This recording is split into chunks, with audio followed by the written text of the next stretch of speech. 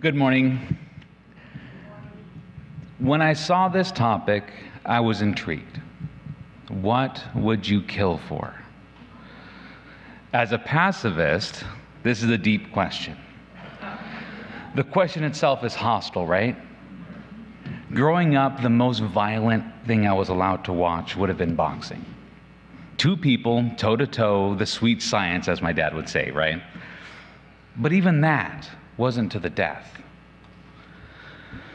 The first experience that I recall with this question came when I was playing video games. I know. Stay with me.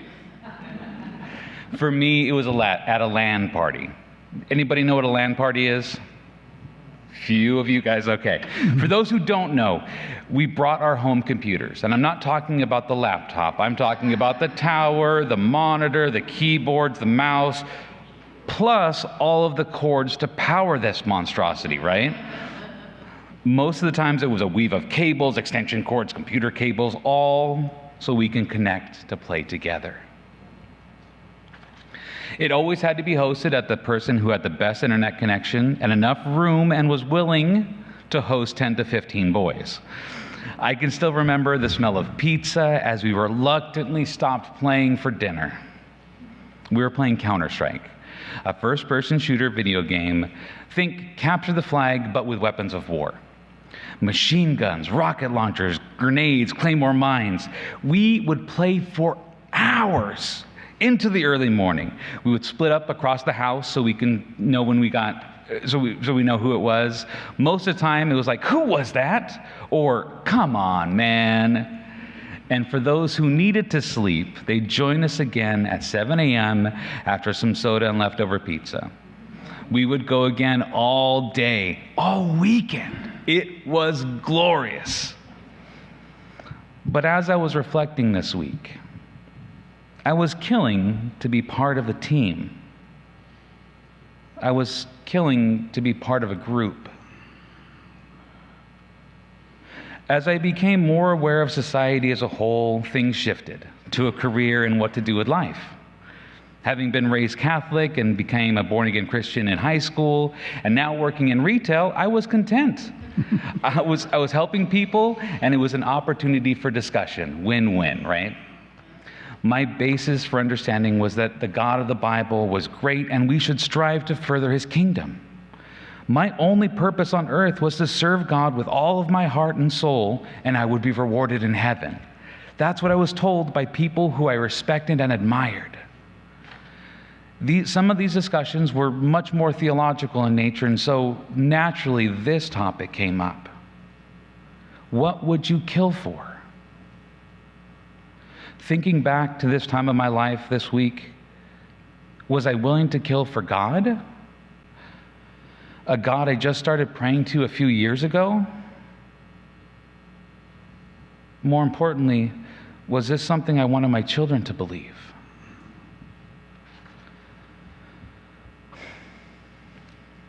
I call my daughter a world changer because she's changed mine in so many ways.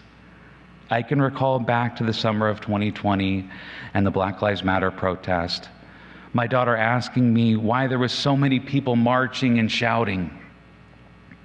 I had to remember that this is all new to her. How do I explain white fragility and racism to a 4-year-old? It's in those everyday interactions with my child, my worldview changed to better match hers. She reminds me to wonder and stay curious, to ask questions that might be uncomfortable. The way her mind works is fascinating. She will make me stop and look at something. Make me smell the flowers.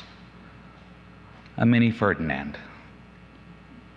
Learning and growing together, finding solutions in difficult situations that meet our needs collectively, being comfortable with being uncomfortable, and understanding that we are all part of this world.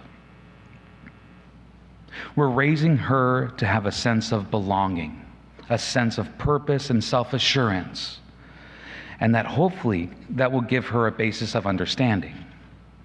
An understanding that we are all connected on this big blue marble, and there isn't a problem dialogue couldn't solve.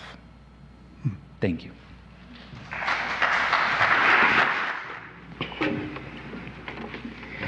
So as James told us, the theme of this service and of this sermon is, what would you kill for?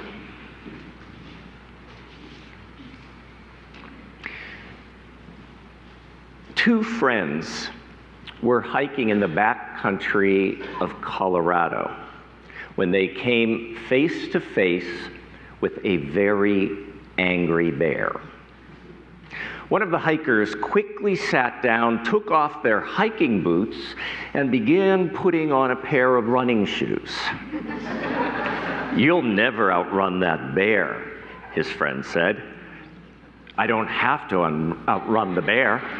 I only have to outrun you," he said. Why must someone die in order for us to survive? Lately, it seems like so much of the world is at war. From the ongoing Russian attacks in Ukraine to the US and UK strikes in Syria and Yemen to Israeli bombs relentlessly decimating Gaza. The world, the whole world, seems at war. To that end, Vietnamese Buddhist monk Thich Nhat Hanh, who watched his country drown in blood and bombs, writes, "The terrible war flower has left her footprints, countless petals of separation and death.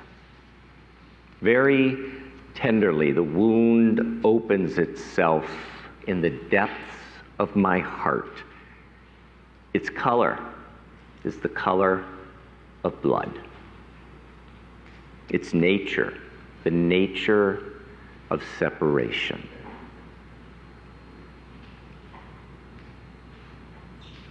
Between the years of 1900 and 2000, it's estimated that 43 million military personnel were killed during wars throughout the world. In that same 100-year period, 62 million civilians were killed worldwide in war, 20 million more than military personnel. This makes an estimated 105 million people killed by war between the years of 1900 and 2000.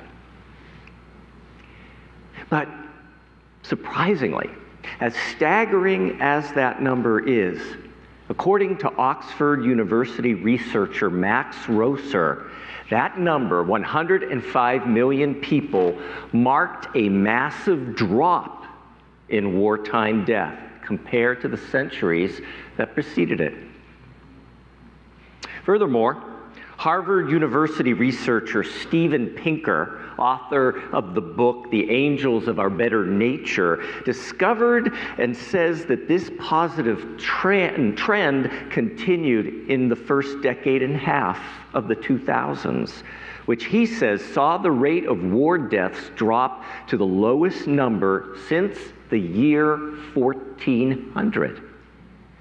As summarized by journalist Zach Beauchamp, Steven Pinker's research declared that there are fewer wars today and fewer people are dying from them than ever before. The world is getting progressively more peaceful. What? Really? Wow. Now, those statistics mean nothing to the over 30,000 people killed in Ukraine since 2022, the 1,200 killed in Israel on October 7th, and over 27 now killed in Gaza. In fact, according to a U.S. News World Report article published just 2 weeks ago by journalist Julia Haynes, the positive trend of declining war deaths reversed itself slightly in 2023, which saw a total war death toll in the world of 170,000 people. Contrary to what most of us probably think and thought when we walked in here this morning, with the slight exception of last year, the human race seems to be getting less and less violent. But isn't killing part of human nature? Isn't war inevitable? Traditional thought says yes, war is inevitable. In the 1600s, philosopher Thomas Hobbes suggested that from the earliest of times, humans lived in battle with every other person.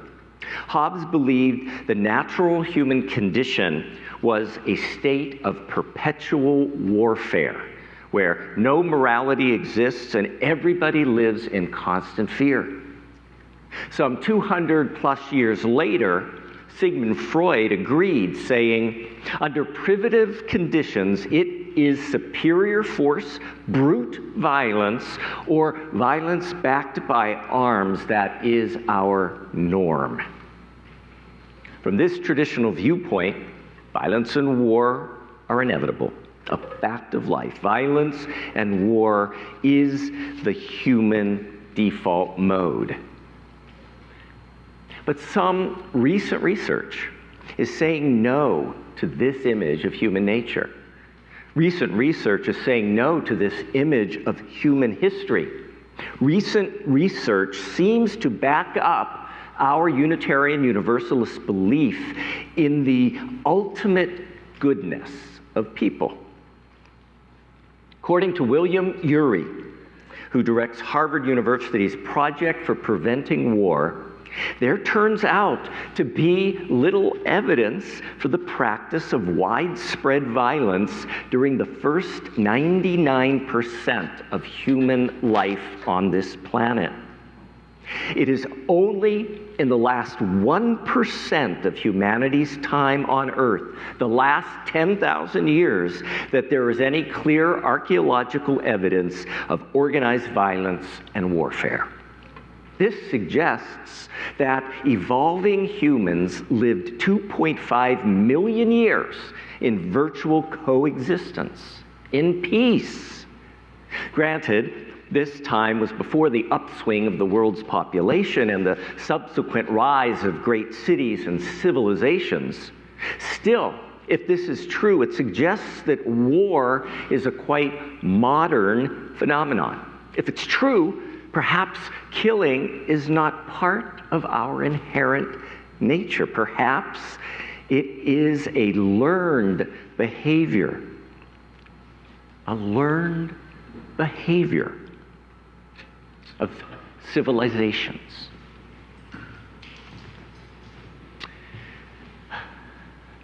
Again, the words of Thich Nhat Hanh. If I were a bomb ready to explode, if I have become dangerous to your life, then you must take care of me. But how? I need your care. I need your time. I need you to diffuse me. Interestingly, Dave Grossman, a scholar in the field of human aggression and the roots of violence, says the actual difficulty with soldiers throughout military history has not been teaching them how to use a weapon, it's been persuading them to actually use it. Grossman In his book on killing, the psychological cost of learning to kill in war and society, he says that the ancient battles were mostly great shoving matches. The killing actually didn't start until one army tried to flee, because even enemies couldn't bring themselves to attack while looking one another in the eye. That's why most war wounds were stabs to the back. This human reticence to kill continued over the centuries. After the Battle of Gettysburg in the U.S. Civil War, 90% of the 27,000 muskets taken from the dead and dying were still loaded. Grossman suggests that this is evidence that most soldiers would load their weapons, but would not shoot. And this, dear ones, is not an isolated incident. At the end of World War II, U.S. Army researchers discovered that our troops overseas had a terrible, quote, kill rate. Army research showed that in World War II, 75 to 80% of the American soldiers in combat did not fire at another human being.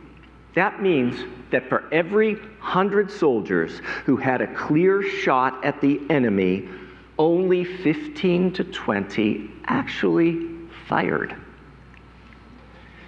Grossman continues. Enter psychology. The U.S. military concluded they had to find some way to overcome this human impulse against killing. They turned to something called operant conditioning, a process of stimulus response,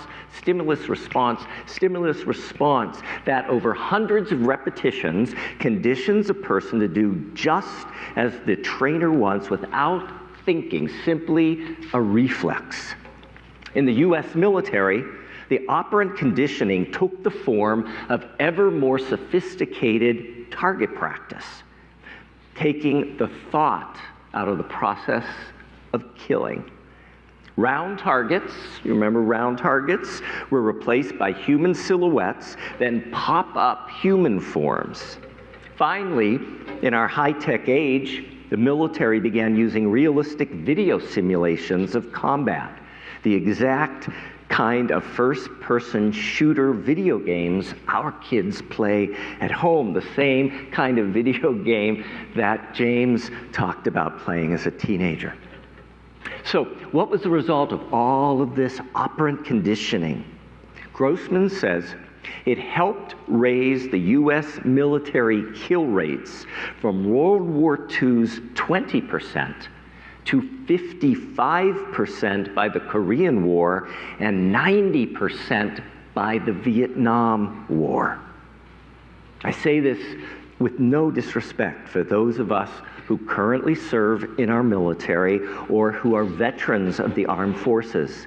But the U.S. military learned to turn human beings away from their inherent non-violent nature. They were taught to kill.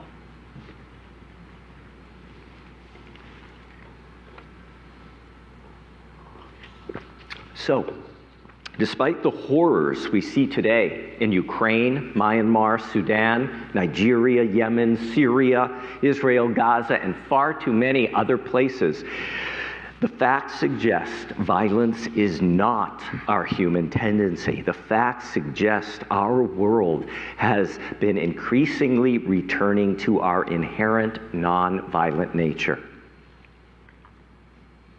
I think back to a night 21 years ago.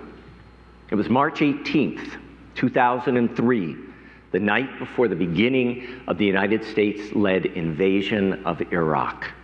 That night, 21 years ago, I stood in a park with hundreds of others in Richmond, Virginia, where I was serving as minister of the Unitarian Universalist Community Church. It was a peace vigil, a protest against the impending war.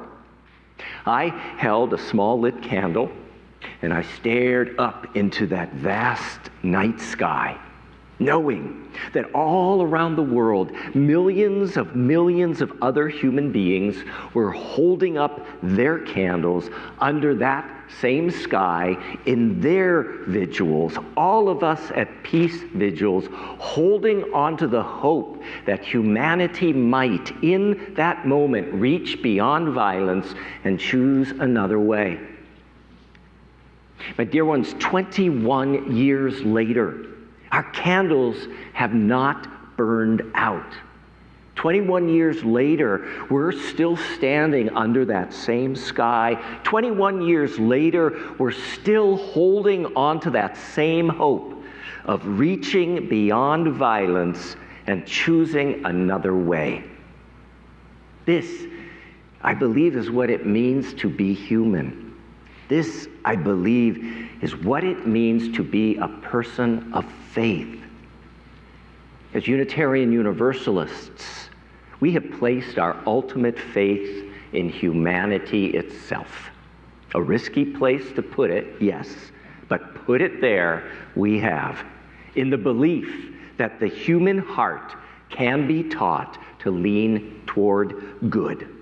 The human heart, which holds the potential for both wrongdoing and goodness, will ultimately lean to the good. To be fully human is not to strike and kill. To be fully human is not to bomb and destroy. In the words of Parker Palmer, to be fully human is to stand together in the tragic gap between the reality of our world and our culture on one side and what we know to be right on the other. We must live within that tension and avoid base cynicism and irrelevant idealism. That's a tough place to stand. But we do not stand there alone. We have each other. We have each other, and we're holding up our candles of hope. We have millions and millions of other human beings around the world who are also holding up their candles of hope. We have hope that human beings will continue to turn away from violence toward peace, a peace that echoes the words of Thich Nhat Hanh. If I were a bomb ready to explode, if I have become dangerous to your life, then you must take care of me. I need your care. I need your time. I need you to diffuse me because you have made the vow, and I heard it, to love and to care. Que así sea, bendito sea. May it be so. Blessed be. Amen. Amen.